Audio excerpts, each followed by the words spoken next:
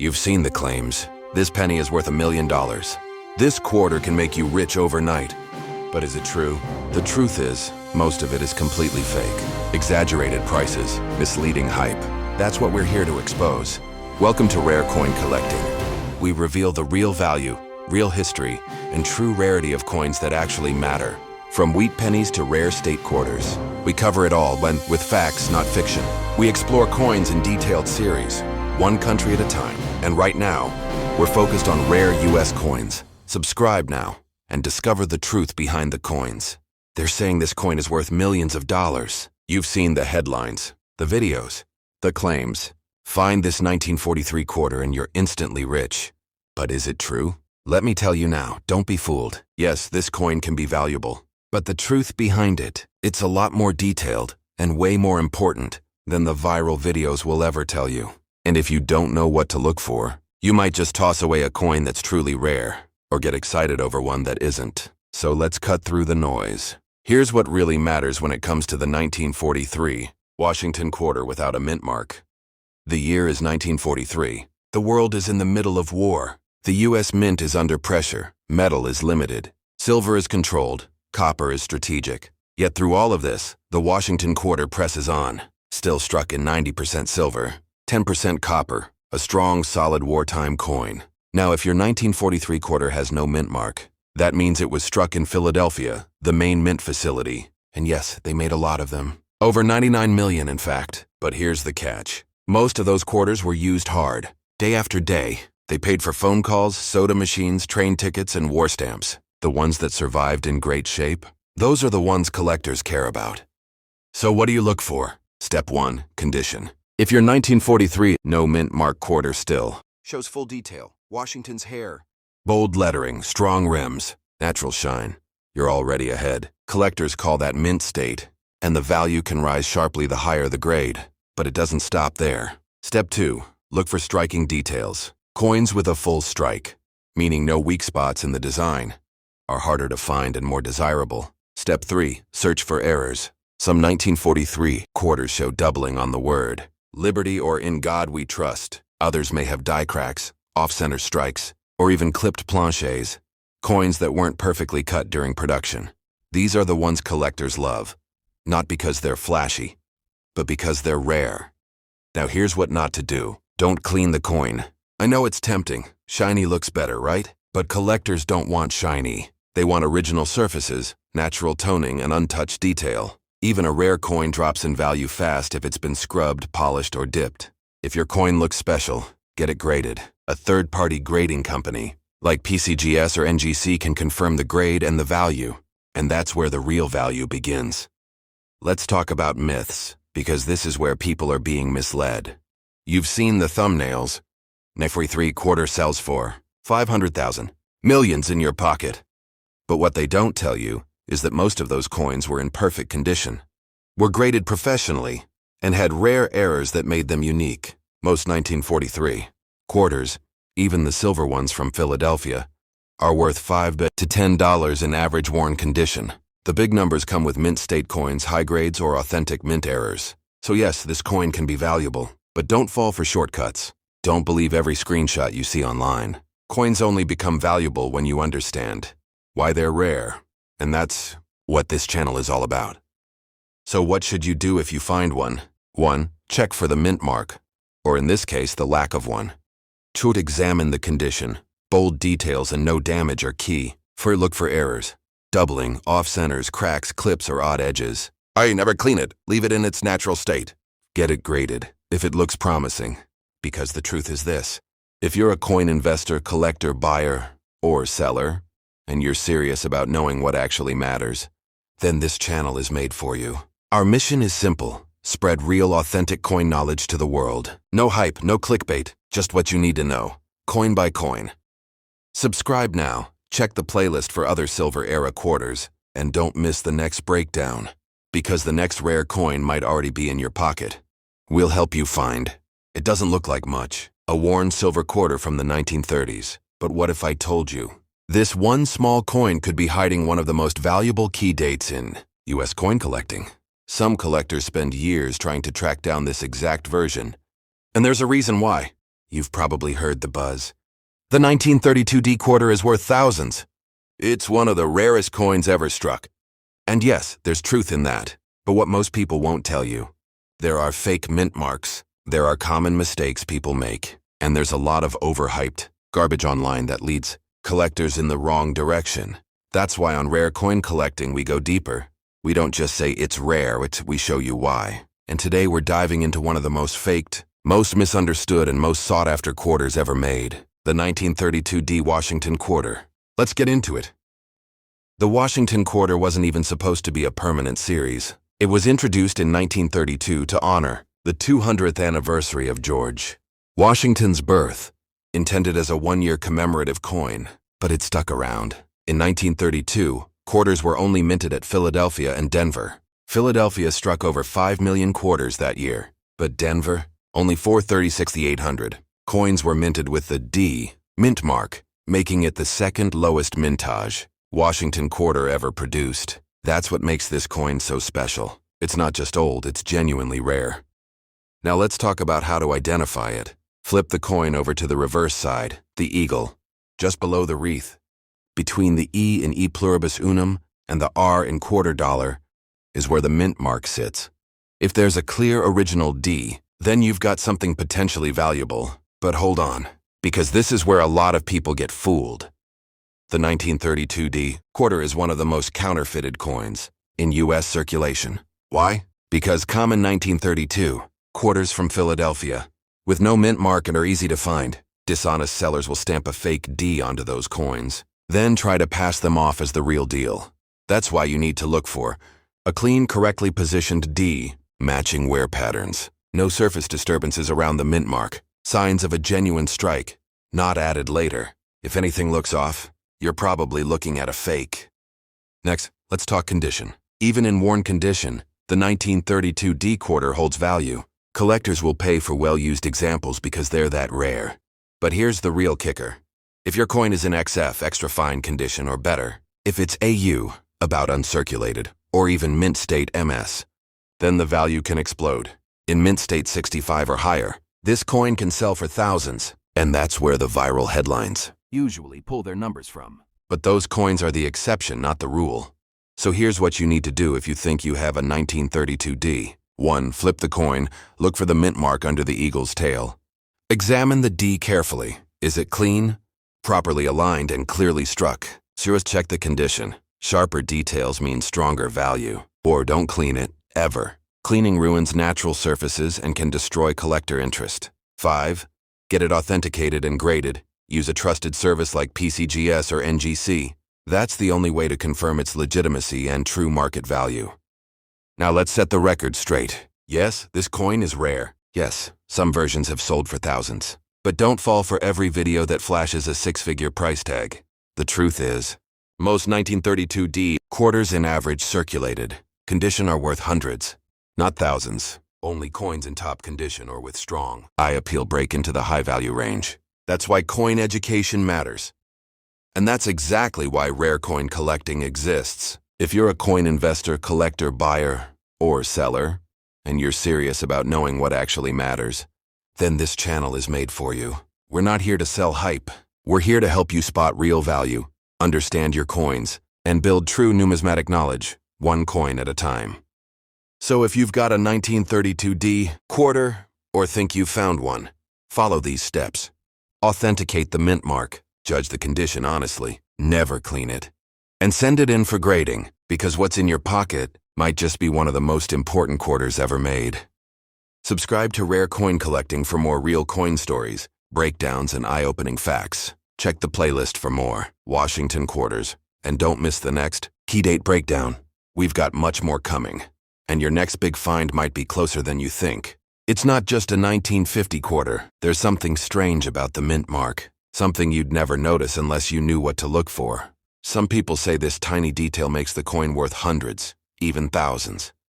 Others say it's just another silver quarter. And then there's the viral crowd, posting half-truths, blurry screenshots, and made-up values just to chase clicks. So what's the truth? On Rare Coin Collecting, we're cutting through the noise. Today we're talking about the 1950 S/D Washington quarter, one of the most misunderstood RPM coins in the entire series. Let's break it down, coin by coin. We'll start with the basics. The 1950 Washington quarter was struck in 3 mints. Philadelphia, no mint mark. Denver, D. And San Francisco, S. But in a very limited batch of San Francisco quarters, something unusual happened during the minting process. The mint used a leftover die that originally had a D mint mark punched in.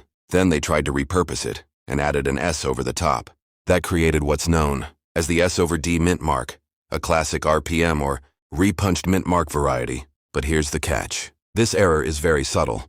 To most people, the coin just looks like any other 1950 S quarter, but under magnification, you'll see the faint remains of the D just beneath or behind the S. That's what collectors are hunting for. Now, let's talk about value. Is this coin worth thousands? Not usually, but that hasn't stopped people from saying so online. In reality, the value of a 1950 SD Washington quarter depends on 3 key things. 1. Whether it's the real RPM variety. Many people confuse normal coins with light damage or doubling. The coin's condition, higher grades get higher value, especially in MS, mint state. For its authentication, collectors want it certified by PCGS or NGC to ensure it's genuine. If you've got a verified S over D quarter in MS65 condition, yes, you're looking at solid value. But in worn condition, it's still valuable, but nowhere near the hype numbers you've seen in those short viral videos. Here's how to know if you found one. Flip the coin to the reverse side. Look at the mint mark area under the eagle's tail. Use at least 10x magnification. Look for the faint curve or crossbar of a D hiding underneath the S. It's not dramatic, but once you know what to look for, it becomes obvious. Collectors love this because it's a clear, documented minting mistake, not damage or post-mint tampering. Now let's set the record straight about misinformation. Some online posts claim every 1950 S quarter is rare. Others claim this RPM is so scarce, it automatically makes your coin worth hundreds. But they leave out the most important part, the condition and certification. Most 1950 S quarters don't have the overpunched D, and most that do are in circulated condition, not gem quality. That's why it's so important to learn the real signs. Avoid the hype and focus on the facts. And that's what rare coin collecting is all about. So if you're a coin investor, collector, buyer, or seller, and you're serious about knowing what actually matters, then this channel is made for you. Here's what you should do if you think you found a 1950 S over D quarter. 1. Use magnification, 10x or better. 2. Study the mint mark area. Look for the underlying D. 3. Compare to certified examples online. PCGS has image references. 4. Never clean the coin. Original surfaces matter. 5. Send it in for grading if it looks legitimate. Because if it's real and it's in great shape, it could be a solid collector's coin. And finally, don't fall for shortcuts. We're not here to hype up every old quarter. We're here to teach you what truly makes a coin valuable. On Rare Coin Collecting, we go coin by coin, showing you what's real, what's fake, and what to look for next. So hit that subscribe button, check out our full series on Washington quarters, and don't miss the next breakdown, because the next rare coin might already be in your pocket. Most people scroll right past this coin. It doesn't have a dramatic error. It doesn't come with flashy headlines or 6-figure price tags. But the 1938 S Washington quarter is hiding something that most collectors completely miss. This coin isn't famous, but it should be. Because if you find the right version, in the right condition, it could be one of the most underrated sleepers in the entire silver quarter series. And if you believe the viral posts floating around about all old quarters being rare, well, it's time for the truth. On Rare Coin Collecting, we're going deep into what makes coins like this actually valuable, not clickbait valuable. Let's talk about the 1938 S. The year is 1938. America is climbing out of the Great Depression, and World War II is right around the corner. That year, the U.S. Mint produced Washington quarters at Philadelphia, Denver, and San Francisco. And San Francisco? They only struck 2.8 million quarters, one of the lowest mintages of the decade. That's your first red flag. Low mintage often means higher potential value, especially as time passes in surviving. High-grade examples become scarcer. Now let's break it down. The S mint mark appears on the reverse, beneath the eagle's tail, between the wreath and the word $quarter. A clean centered S indicates the San Francisco Mint. And if your coin is from 1938 and has that S, you're already working with a semi-key date. But here's the thing. Most of these coins were heavily circulated. That means worn rims, faded details, and a lot of lost value. And this is where condition becomes everything. If your 1938 S quarter is graded XF extra fine, how about uncirculated? Or even MS mint state by PCGS or NGC? The value jumps sharply, and that's what those viral prices are often referring to. Now let's address the misinformation. You've probably seen posts saying, all 1930s quarters are worth thousands. This 1938S is a jackpot coin. Sell it now, retire tomorrow. But they never mention one important thing: grade. A 1938 quarter in circulated condition may only be worth a few bucks over melt value, but in mint state 65 or higher, it becomes a real collector piece, especially with strong luster and a clean strike. That's why education matters. But what should you actually look for? Sign check for the S Mintmark below the eagle. To examine the surface, full hairlines on Washington's portrait, sharp wing detail on the eagle. 3. Avoid cleaned coins. They may look shiny, but collectors hate altered surfaces. 4. Watch for bag marks. Fewer marks. Better grade. 5. Consider grading, especially if your coin is bright, crisp, and original. Because the 1938S is one of those coins that quietly increases in value over time, especially in high grades. Collectors know how hard it is to find clean, uncirculated examples. And here's something most people don't realize. There are no major errors or varieties for the 1938S quarter, no dramatic minting issues, no famous die breaks. That means the only way this coin becomes valuable is if it's real, well-preserved, and genuinely rare in condition, not just in age. And that's why you need to be cautious of the noise online, because rarity isn't about the year, it's about the condition. So if you're a coin investor, collector, buyer, or seller, and you're serious about learning what really matters, then this channel, Rare Coin Collecting, is made for you. We're here to help you understand what to look for, what to ignore, and how to spot real value. If you've got a 1938 S quarter, here's your final checklist. Confirm the S Mintmark. Examine for sharp detail. Check for original surfaces, no cleaning. Avoid scratches, rim damage, or polishing. And consider grading if the coin looks uncirculated, because this may be one of the most overlooked silver quarters out there. And the next high-grade example might already be in your collection. Subscribe to Rare Coin Collecting for more trusted coin breakdowns, collector tips, and deep dives into U.S. coin history. Check the Washington Quarter playlist. And don't miss what's coming next.